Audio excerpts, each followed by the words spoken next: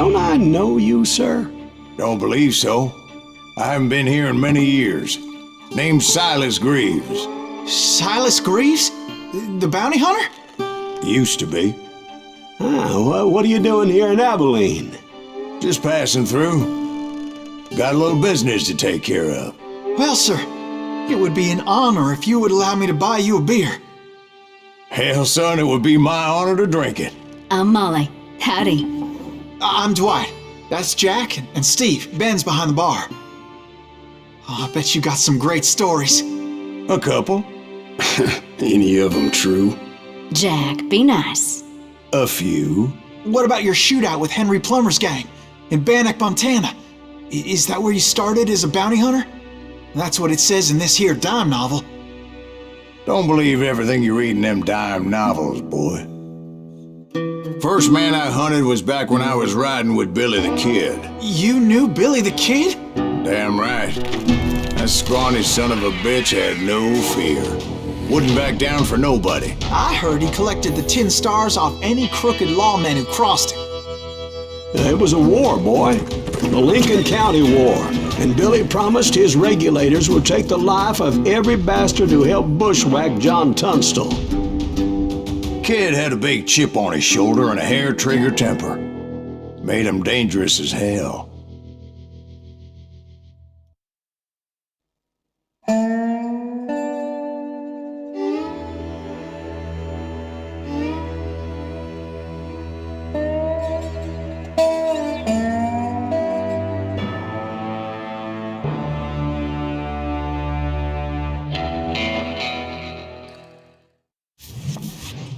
It was about 30 years ago.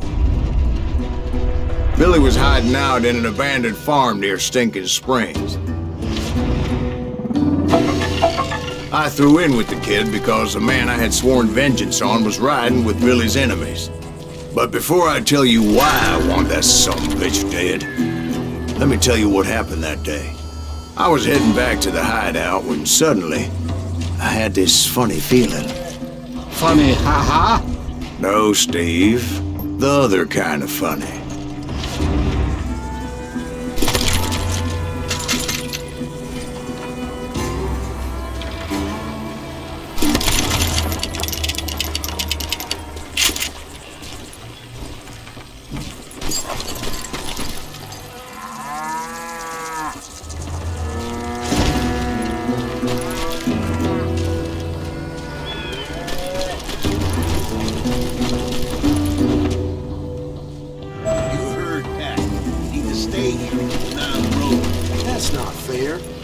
All the fun.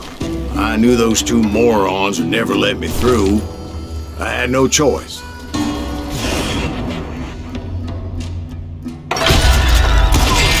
Hell, shoot that sumbitch! Was it Pat Garrett's posse? Oh yeah. I heard the shots and I knew I had to move fast.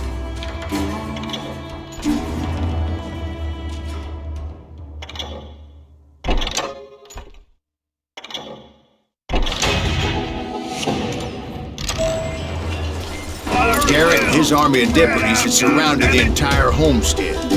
Come on, get him from the left. They're coming from the rear. I decided to help Billy and the boys out a bit. So that's just what I did.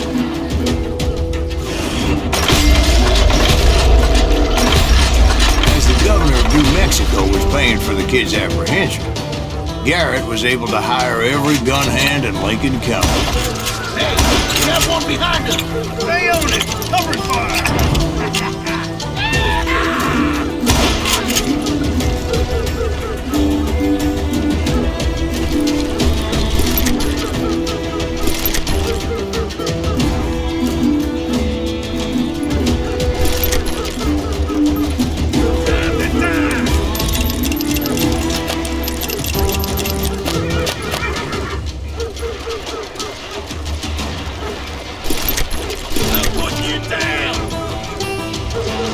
I knew that going through that front door meant putting my butt in a shooting gallery, so I decided to get sneaky.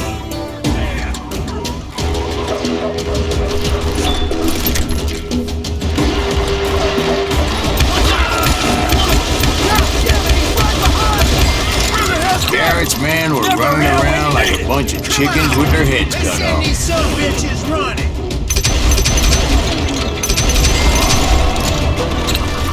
Let's do this. Still, one of them reached the water tower. Not a bad idea. It would be a turkey shoot from up there.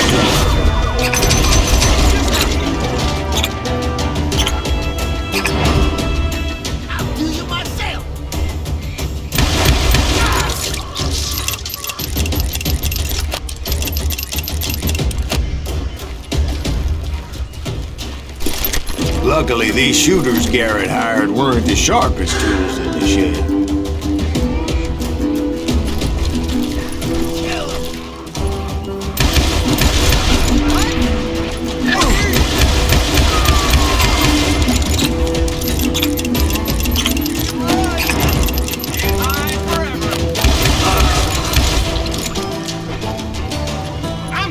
A lot of them were saddle tramps or sod busters or drunken drifters looking to make a few bucks.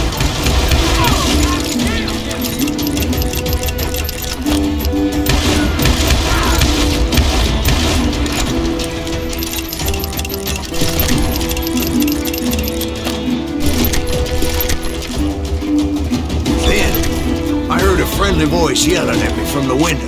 Back door! We'll cover you! Try aiming, you idiot. Truth be told, things weren't much better behind the house. I cut their numbers in half, but that just made the ones that were left twice as mad. They made up for their lack of skill with a seemingly endless supply of ammo. It was a bit of a slog, but I finally fought my way around the back of the house.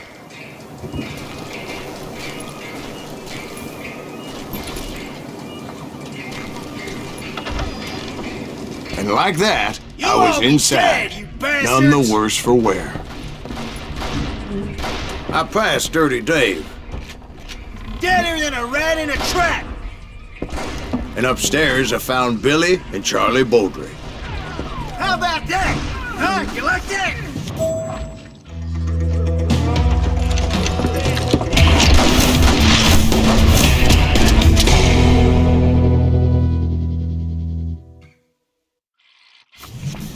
Billy looked at me and said, "About time, amigo. Grab a gun and get to the window." Wait, so you were friends with Billy the Kid? Yeah, sort of. Anyway, we were surrounded by dozens of deputized shooters who wanted to do us harm.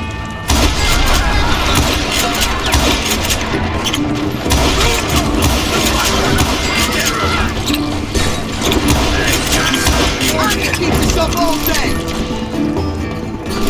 I think I got one. I'm telling you, Garrett's men were dropping like flies, but they just kept on coming.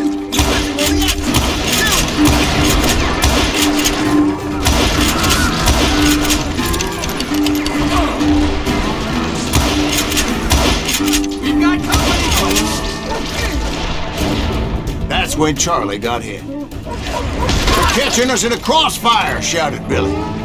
"Get to the other side!"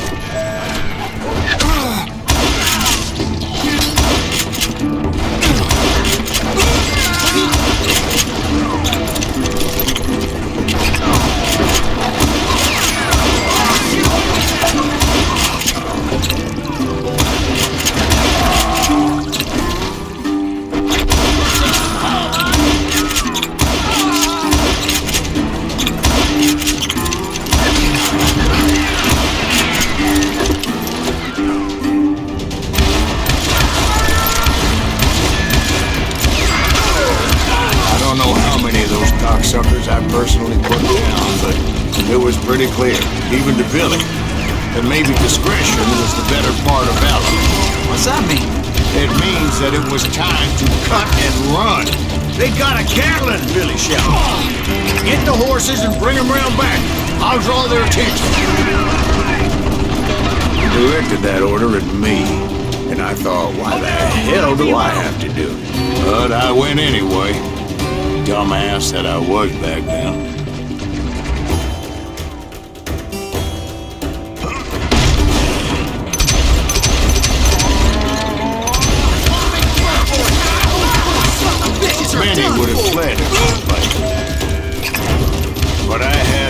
false sense of invincibility that many young men have. Like Jack here. What are you saying, old man? Jack, he's just joshing with you. Yeah, he better be. Mr. Greaves, please continue. Please, call me Silas, ma'am. Now, where was I? You were heading for the barn.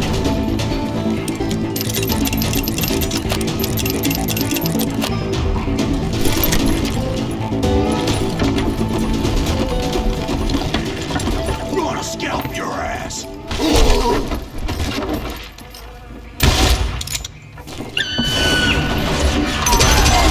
Making my way past the passel of fallen foes.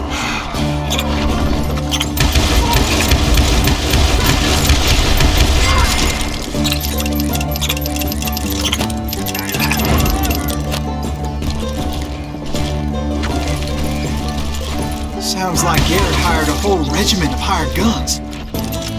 Yeah, and just when I thought I was done with them, more of these hapless bastards would pop up.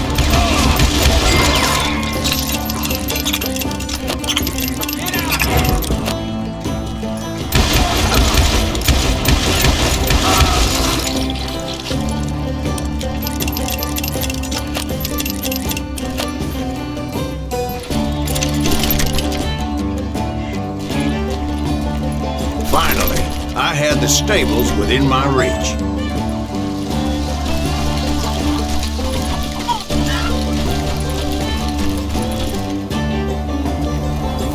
And that's when I met Sheriff Pat Garrett. I read that you went toe-to-toe with him, sir. That backstabbing bastard with that tacked-on tin star.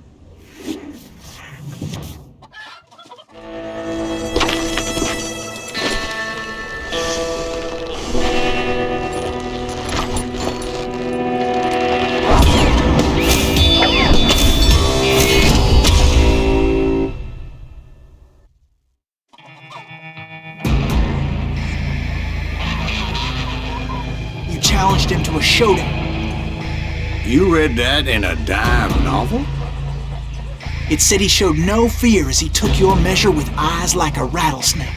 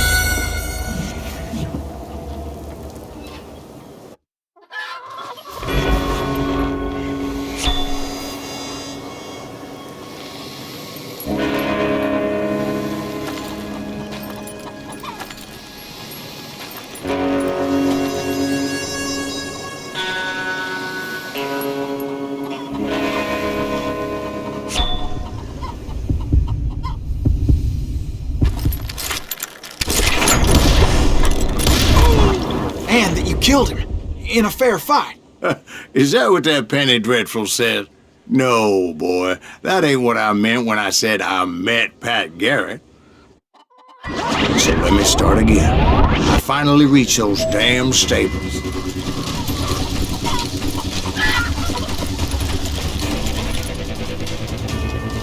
Stepped inside, and last thing I heard was Garrett's voice. That's not Billy. And go on, how did it end? And, boy, that was just the beginning.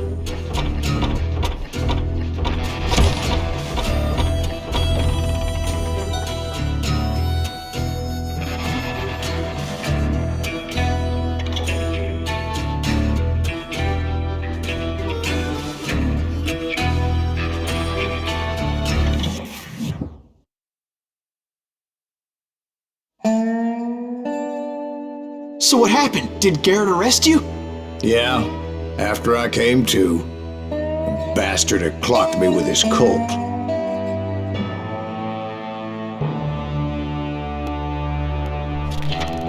And the kid surrendered?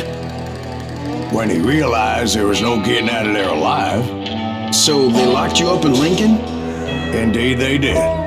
Sentenced me to hang right along with the kid.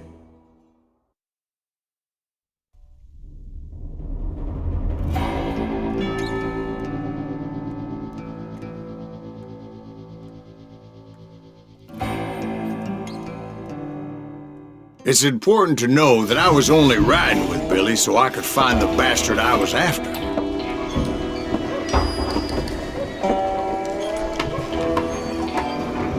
He was with John Kinney's gang, and they were sworn enemies of Billy's regulators. Why were you after him? I owed that son of a bitch a bullet for what he had done to me and mine. Instead, all I got for myself was a goddamn death sentence. Luckily, it was right around then that I heard Billy make his move. He shot Jim Bell and a few other guards as he made his getaway. Later, they wrote that some lady friend planted a pistol for him in the privy. What the papers didn't say is that Billy helped me escape too.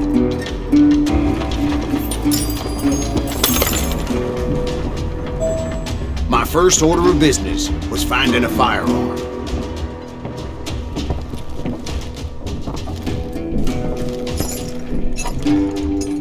Luckily, I located Deputy Bob Ollinger's mean-ass shotgun.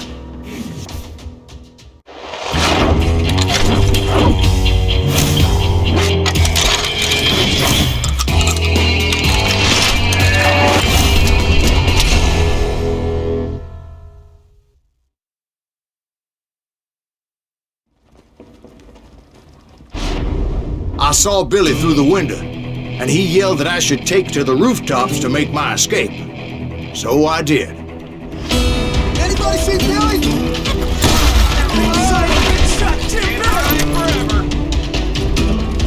The kids escaped raised a huge ruckus.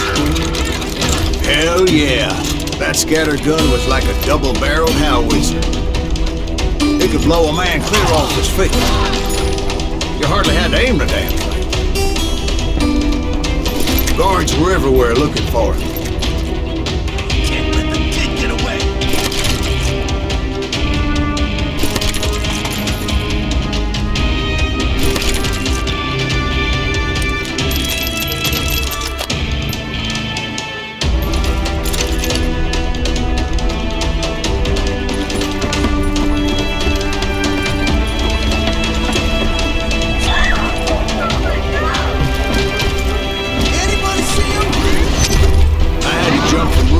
Like a damn alley cat. I followed the planks where I could, but some of that wood was slippery as hell. The whole town was up in arms. And suddenly, I was a fugitive. How the hell did the kid escape?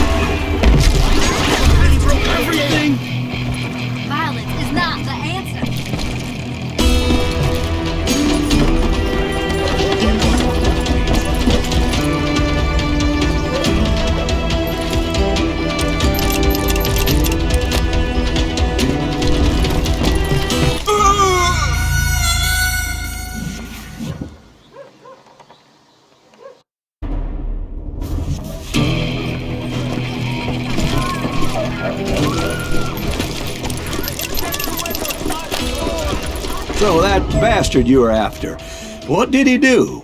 He did me and my family a grievous harm. But I knew if I was ever going to find him, I would need to get my ever-loving ass out of there. I tried to be stealthy and sneak my way past. This town doesn't have a moment's peace. You! But hell if they weren't all waiting for me. Apparently, some of them thought I was Billy. Go to hell.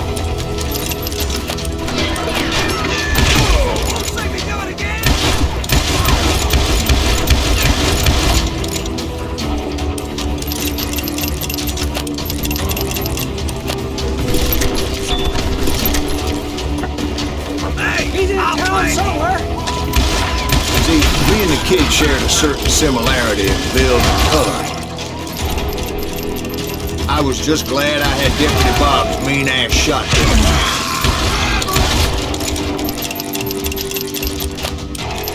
I don't get paid enough for this.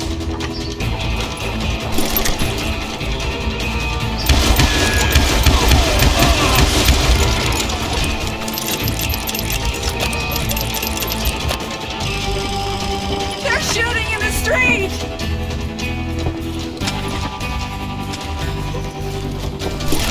Get your headstone! There's children here. Stop him! So much lead was whizzing by my head, it was like everyone in Lincoln wanted to put me in the ground. I knew I needed to find a horse. Though I never did have a great fondness for those four-legged grass eaters. Smelly, sweaty, ungrateful beasts. They price them too high, if you ask me.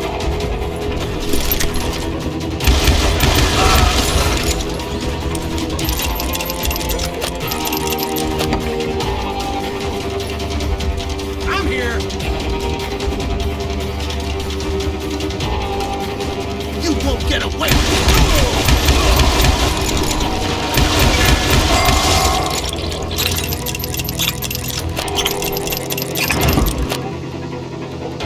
You're threatening the lives of innocent people.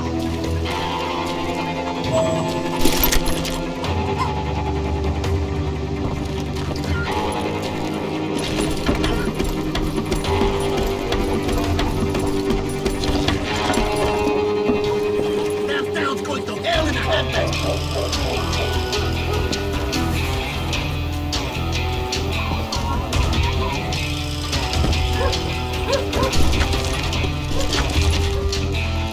But where was the kid while you were busy getting shot at?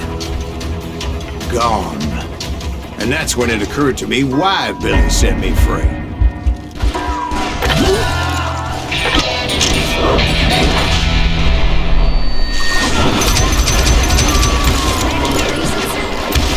So I could be a hapless decoy and draw attention while he snuck out of town.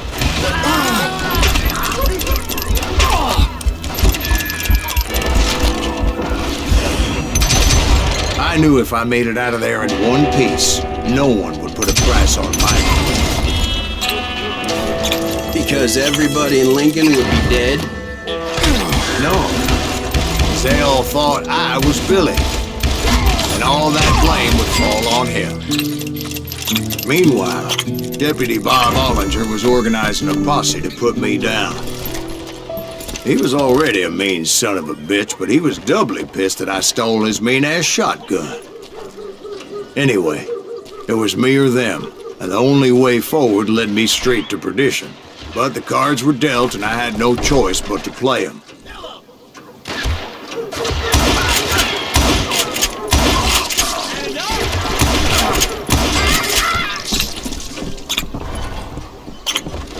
Stop him!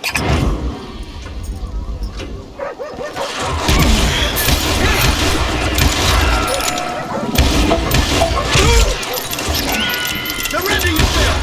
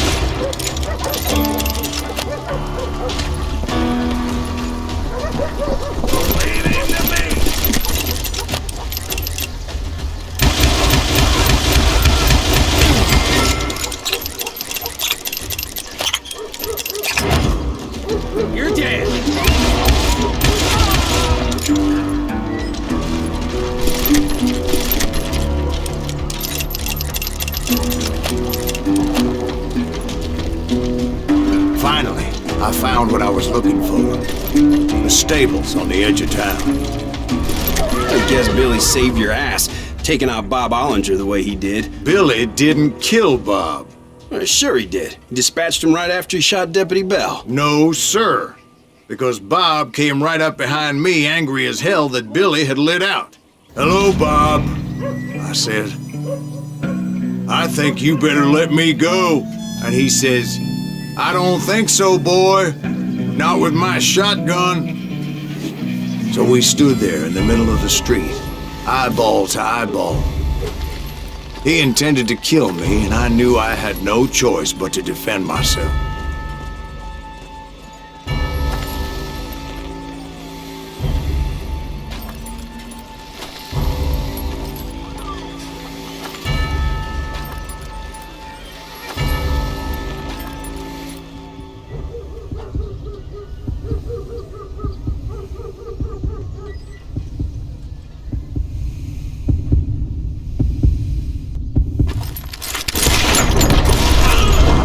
I killed him in a fair fight.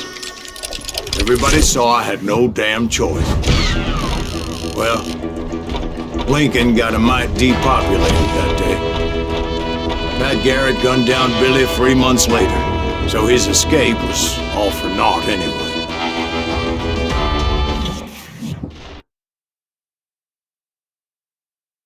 So where'd you go after Lincoln? Mexico. Until I realized nobody was looking for me. I ended up taking a job at the Rurales. The Mexican Rurales? I was hired to help them track down the cowboys. The most vicious outlaw gang in Cochise County? Curly Bill Brocious? Johnny Ringo? Led by old man Clanton himself. They must have paid you a pretty penny to take them hombres on. Not really. But truth be told, I had my own reasons for going after those boys.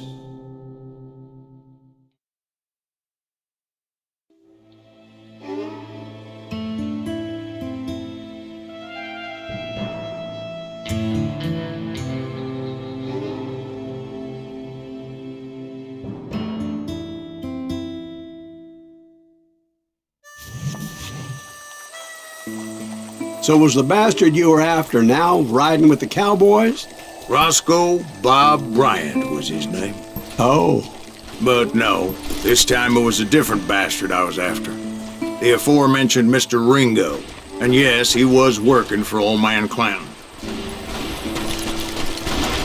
I came upon them robbing a stagecoach, which wasn't surprising, being they were such murderous thieves and bastards. The bandits wore red scarves, so I knew they worked for the old man. Over there! There! He got out. I did my best to help those boys.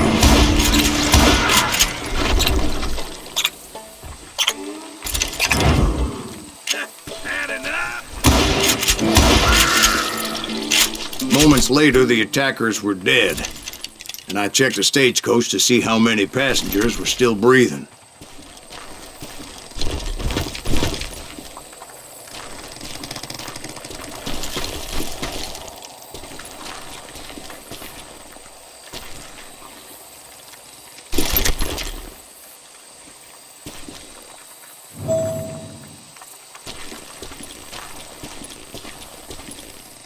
None. It was then I wondered if the rocks weren't hiding more bandits.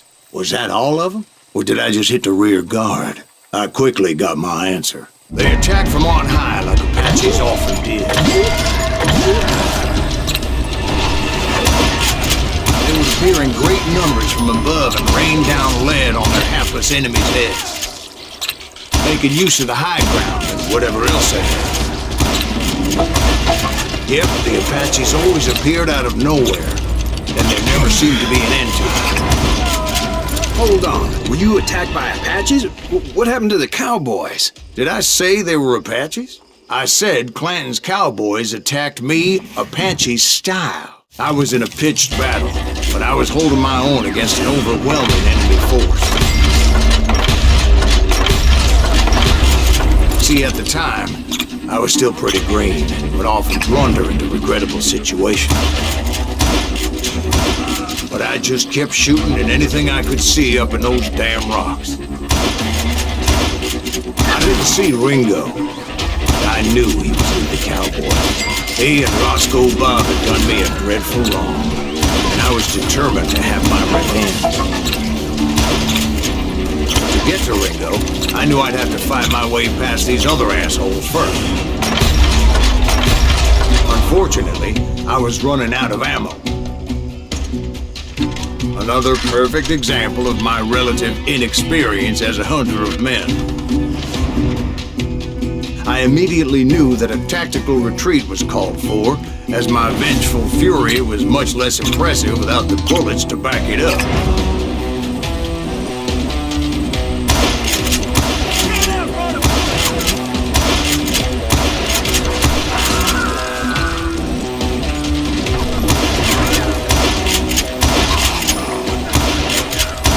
They managed to corner me. Trapped as I was, the odds of my survival seemed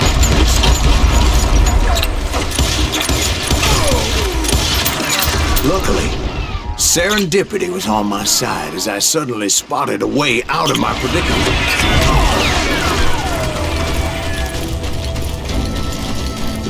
Where's he going?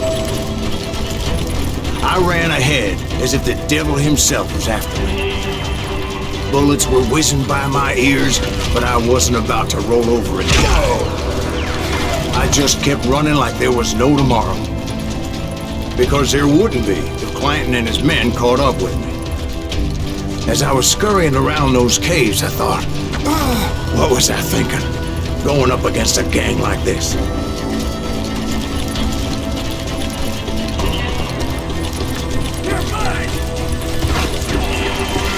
I just kept running, not knowing where the hell I was going. And that's when something miraculous happened. Like manna from heaven, I found the desiccated remains of what looked like an Apache warrior. The old weapon next to him supplied me with some much-needed ammunition.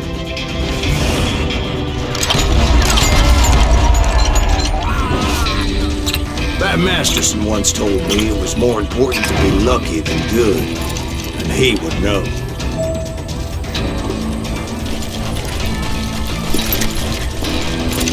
And imagine my surprise when I found a fistful of dynamite to go along with that ammo. That stroke of good fortune evened the odds and bolstered my confidence. It was time to turn the tables. Time for the prey to become the predator. Time for the hunted to become the hunter. Time. All right, Jesus, we get it. They were right where you wanted them. That's right, Jack. I was done running. The old man's boys were not expecting that.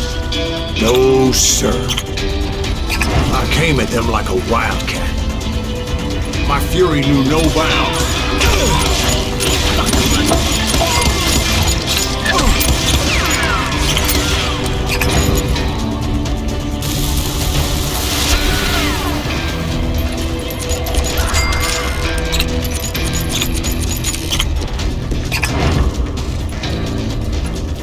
It was finally time for that old man to pay for his sins. Come out, you yellow bastard!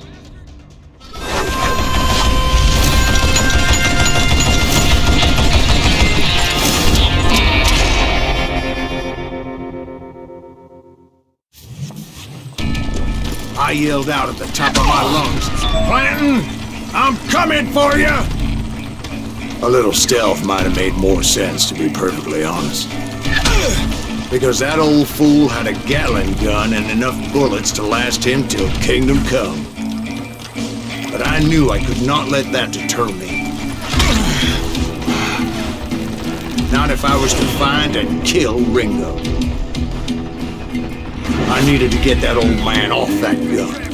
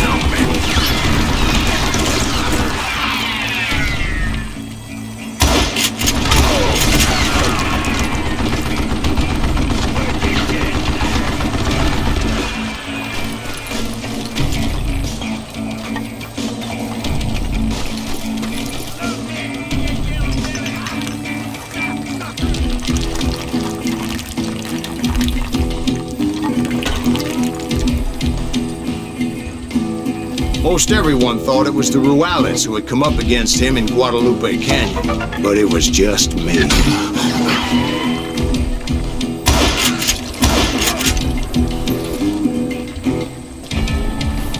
Hey, let's see what you're made of, boy! You can't do that! I don't know how you live this long.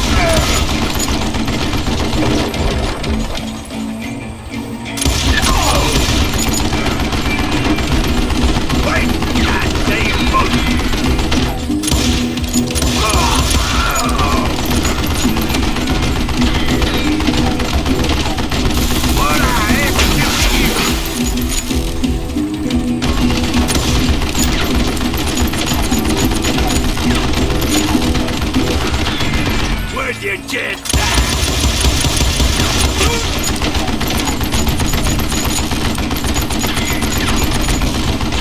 Damn, I gotta reload! Apparently, one of the cowboys made it out of there alive and told Ike and Billy Clanton that it wasn't a Mexican who took their father's life that day. They just assumed it was one of the Earps, and that little misunderstanding eventually led to that legendary gunfight at the OK Corral.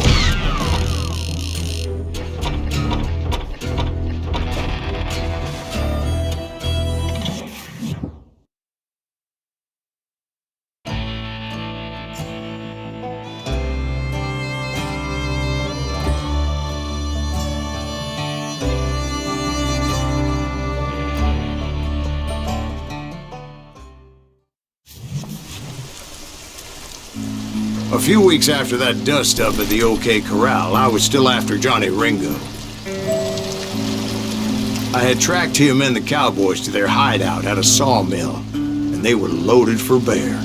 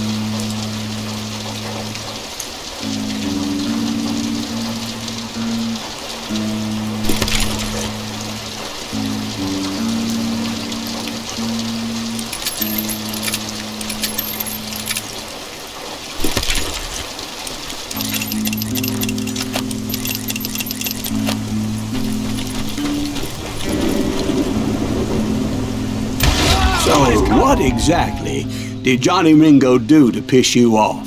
Well, him and that other bastard. Roscoe Bob Bryant? Yep.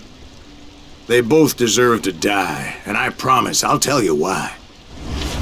But first I need to tell you about the Cowboys' new boss, Curly Bill Brocious. Herb's coming! Get ready, boys.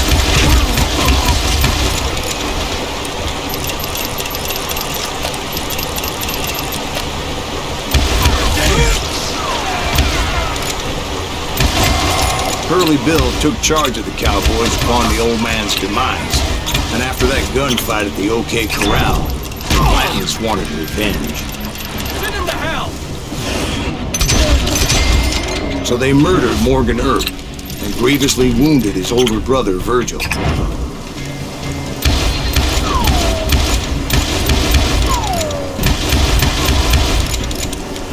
damn, he's hard to hit!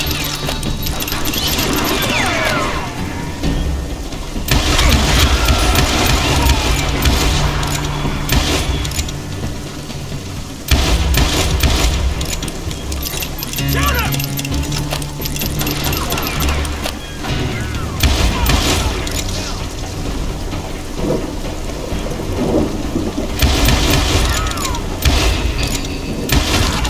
Wyatt and Doc went on what became known as the Vendetta Ride, hunting those outlaws down. So when I showed up, that's who they thought I was.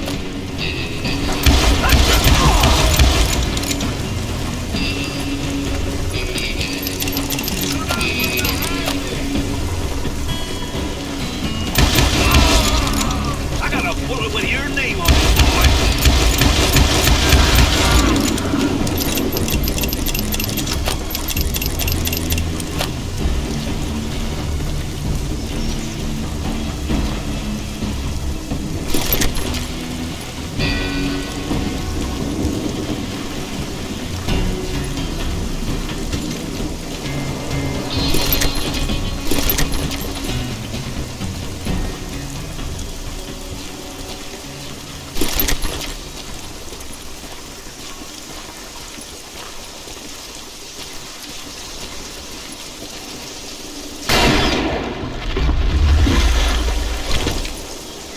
There were killers around every corner, all wearing red bandanas.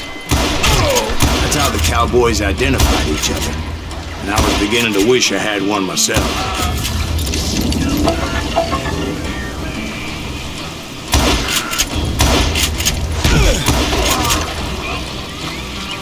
I'm putting you down! But I wasn't about to let Ringo walk away unscathed, and that's what drove me forward.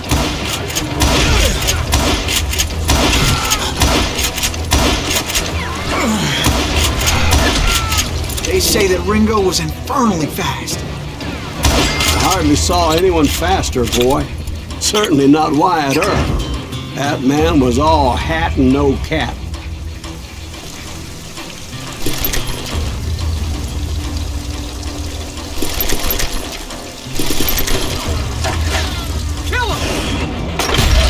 Earp wasn't much of a match for him, but Doc Holliday might have taken.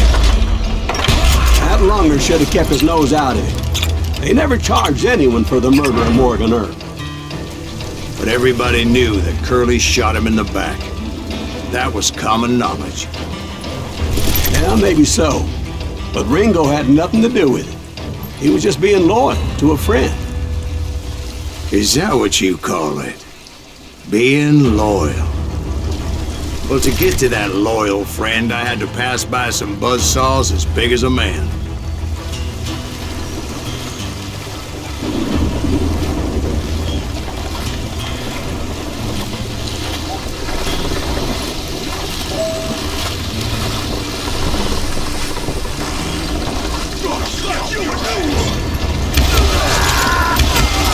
Excuse me, sir. I have a question.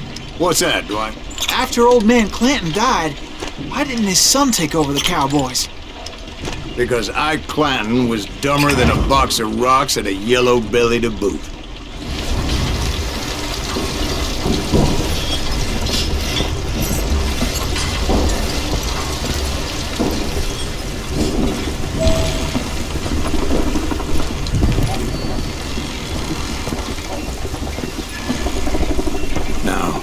was that? Taking down the entire cowboy gang single-handed. Indeed I was, Jack.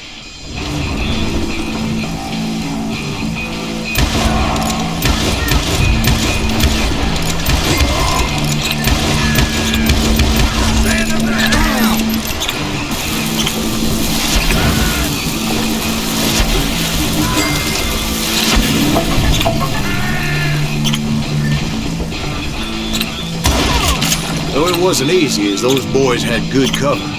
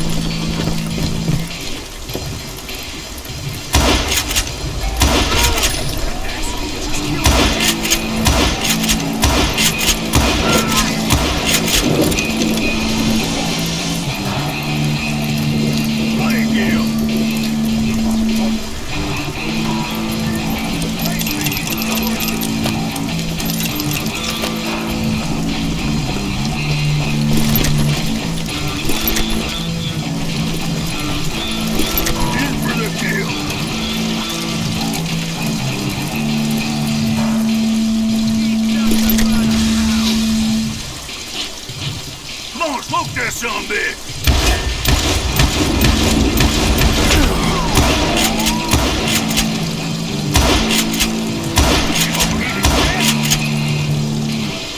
There he is! Ain't bothered me none!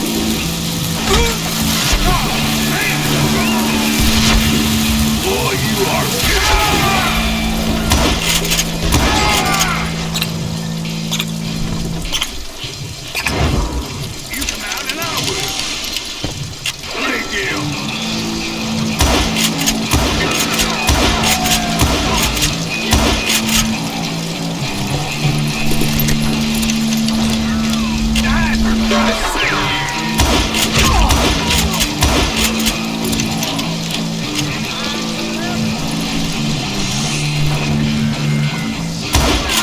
There were carts everywhere, piles of lumber, and God knows what else for people to hide behind.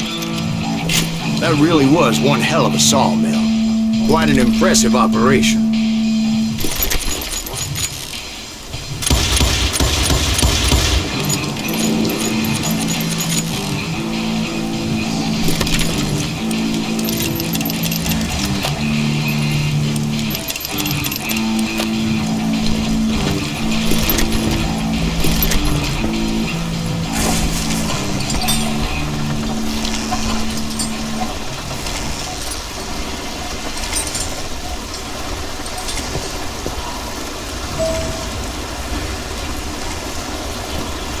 And where was Curly Bill? Did you see him?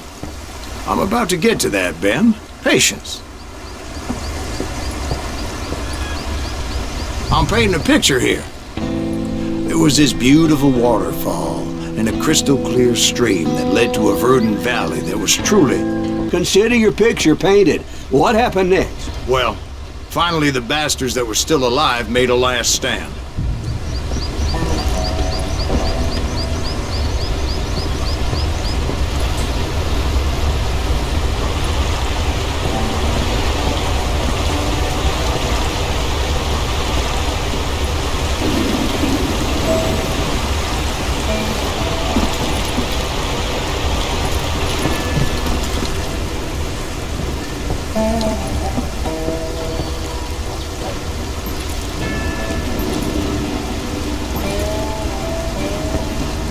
Curly Bill, Johnny Ringo, and his compadres took off into the lumber yard, and I followed after.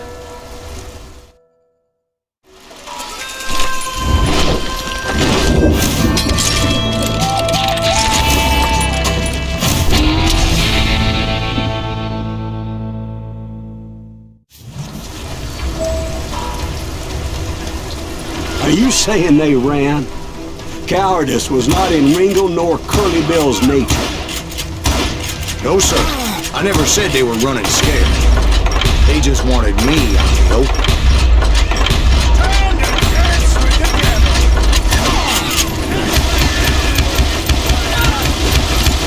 Did that sumbitch Earth send you to kill me? Time to die! Brocious gave me no choice but to take his life. But Ringo was nowhere to be found. I knew you didn't kill Ringo, because he was found dead in a different location altogether. To this day, his killer is still unknown. Indeed. Took me a few months before I finally tracked his ass to West Turkey Creek Canyon.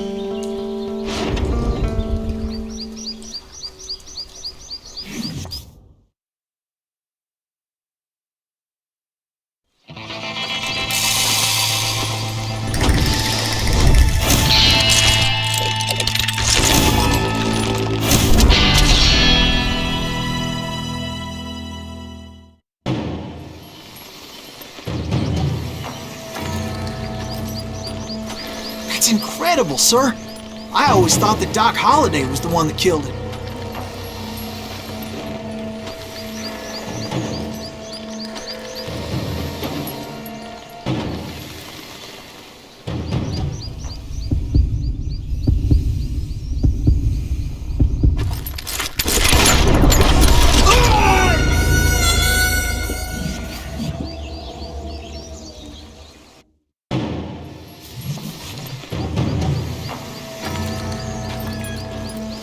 That's incredible, sir.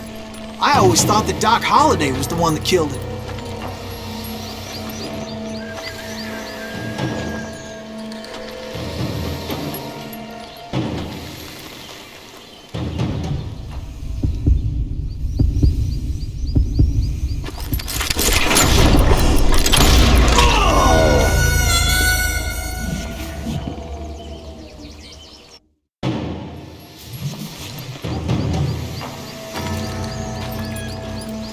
That's incredible, sir. I always thought that Doc Holliday was the one that killed him.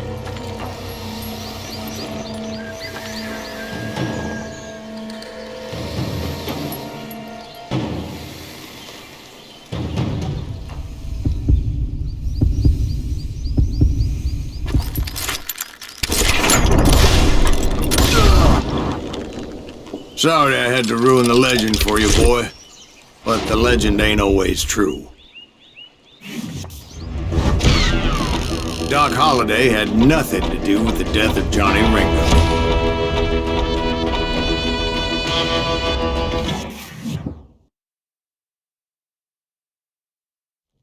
I was paid a healthy bounty for Ringo and Curly Bill, and realized there was real money to be made. That's why I went after Henry Plummer.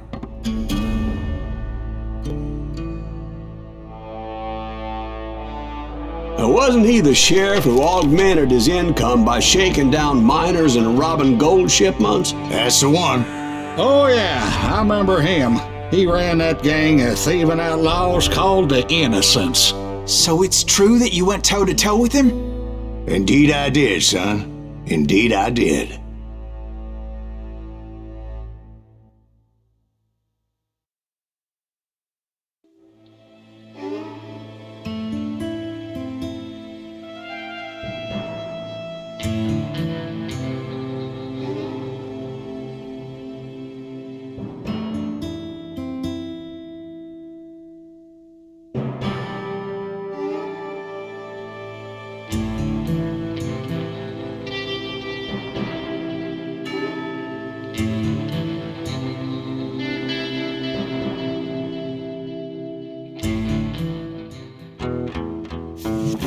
I knew I needed resources if I was going to track down Roscoe Bob Bryant, and hunting Plummer looked like a good way to get rich quick. As the local vigilantes exposed him as the leader of the bandits, and put a generous price on his head.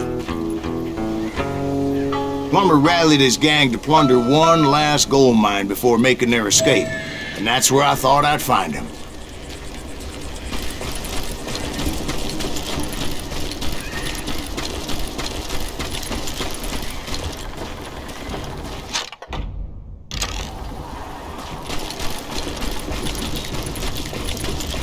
It makes me nervous standing so close to all these goddamn barrels of gunpowder. Why would you be nervous?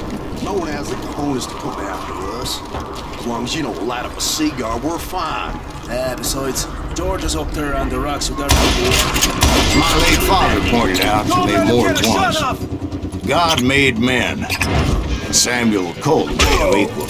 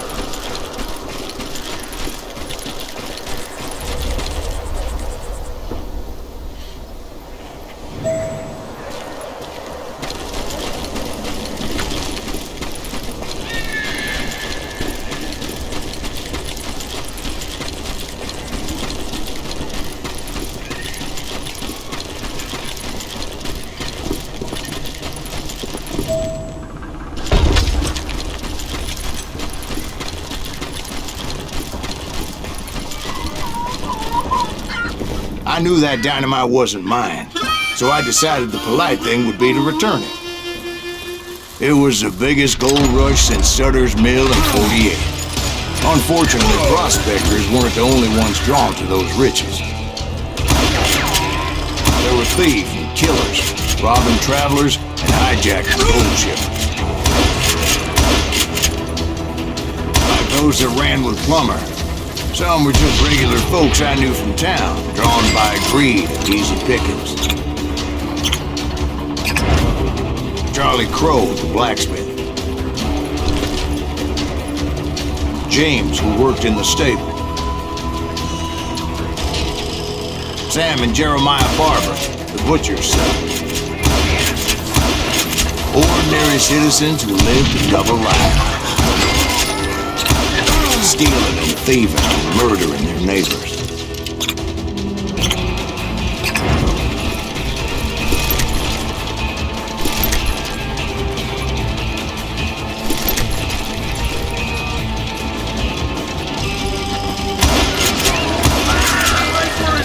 Of course, the rest were veterans of the Civil War.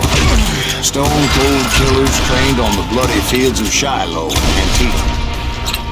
Plummer had a lot of men on his payroll. A hell of a lot. That son of a bitch pretended to protect the public with one hand while stealing them blind with the other. He set up a defensive perimeter which I had no idea how to breach.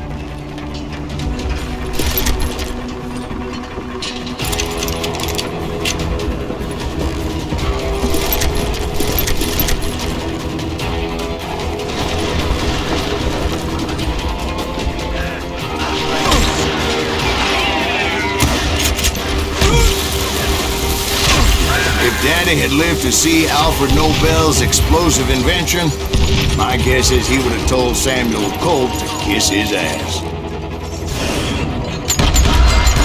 Dangerous, desperate. I was outnumbered and in way over my head, but I was too damn stubborn and stupid to realize it. They must have thought I was tough, or had some kind of death wish, seeing as there were barrels of gunpowder everywhere.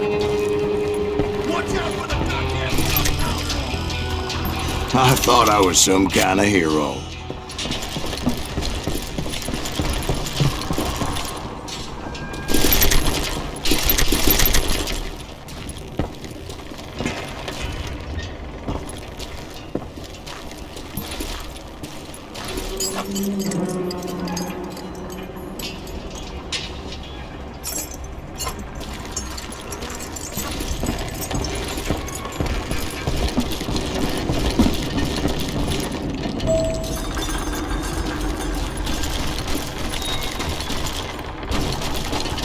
I finally made it past and headed on to meet my destiny. But first, I had something I needed to figure out.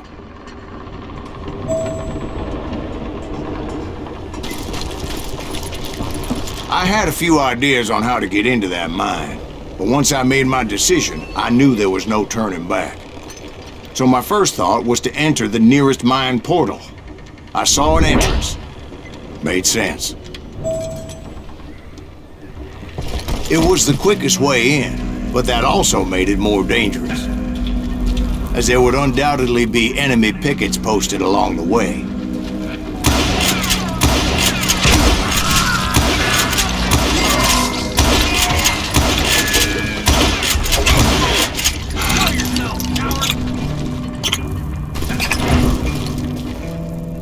You're done.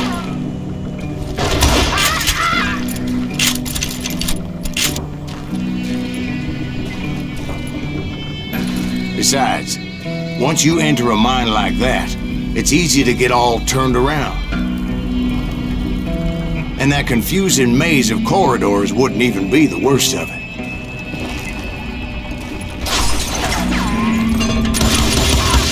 Some of those shafts could be as deep as hell.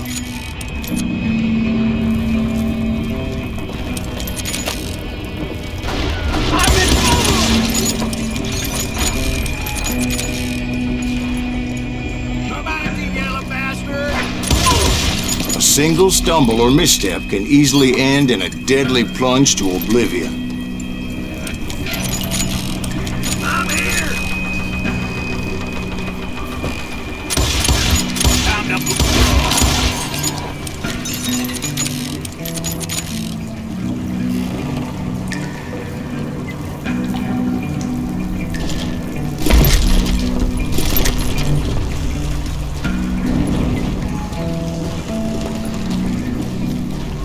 Quick reflexes often make up for a lack of common sense. Luckily, I was never one to be easily bushwhacked.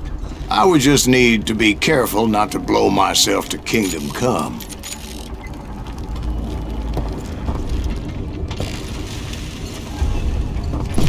take it. With all that gunpowder and dynamite everywhere, a body has to know what he's shooting at.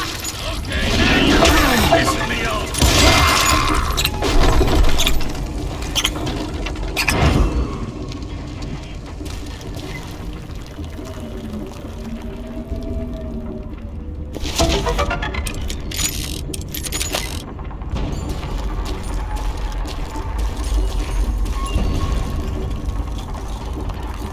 One wrong bullet could have turned that mine into a dad-blasted tube.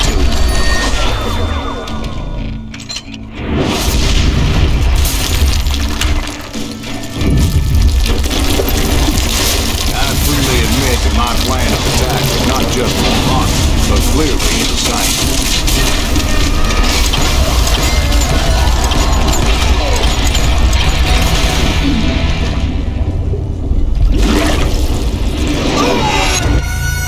It's a good thing that I abandoned that ridiculous plan before I even tried it. Instead, I spotted a ladder, a way into the mine from the opposite side.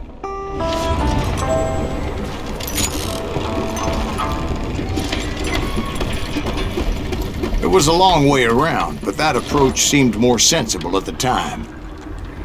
Of course, being I had a problem with heights, that scaffolding scared the bejesus out of me.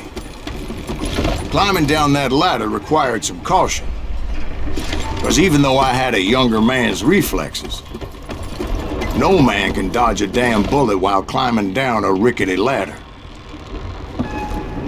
I needed to make a leap of faith, which ain't easy when you're suspended between heaven and hell.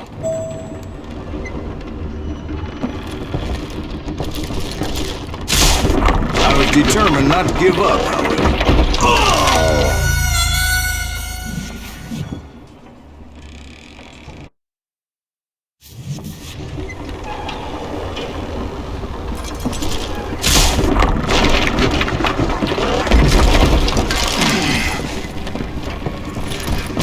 That Sheriff Plummer seemed quite the despicable character.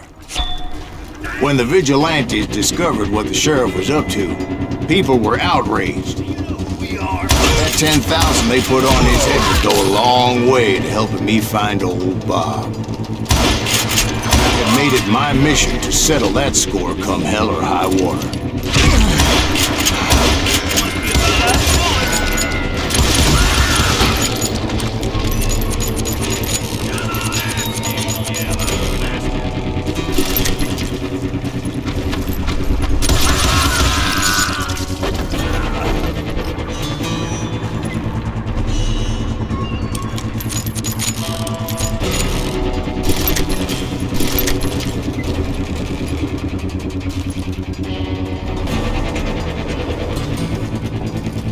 But first, I would have to make a choice.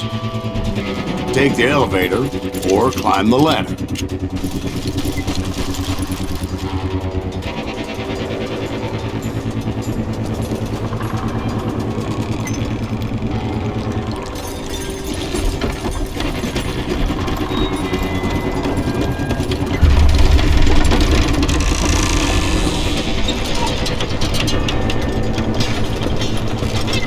I wanted to use the element of surprise. Plus, I figured I could use the exercise. I was warmed up already, so what the hell?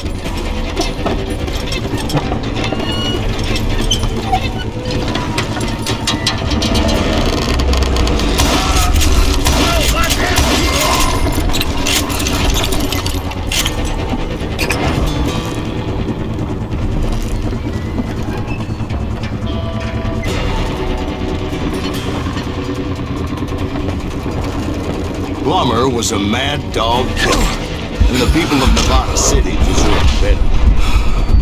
Nevada City? Well, I thought Plummer met his maker in Bannock, Montana. Right, well, he was the sheriff of both places at one time or another, but that's neither here nor there. The point was, taking him down would save a lot of lives, including my own.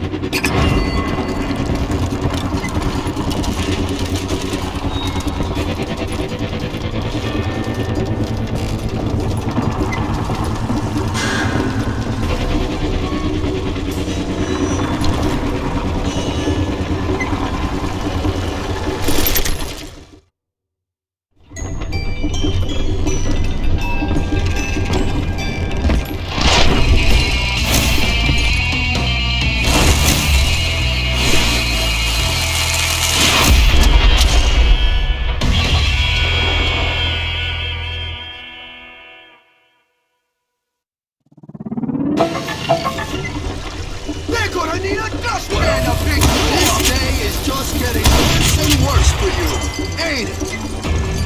Henry Plummer was clearly unhinged, and I could see right away that this was gonna take some doing.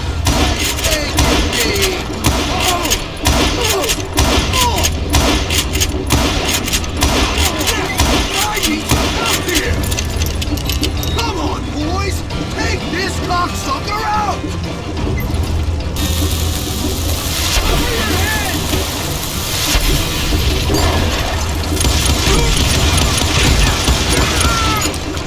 Sorry, son of a bitch!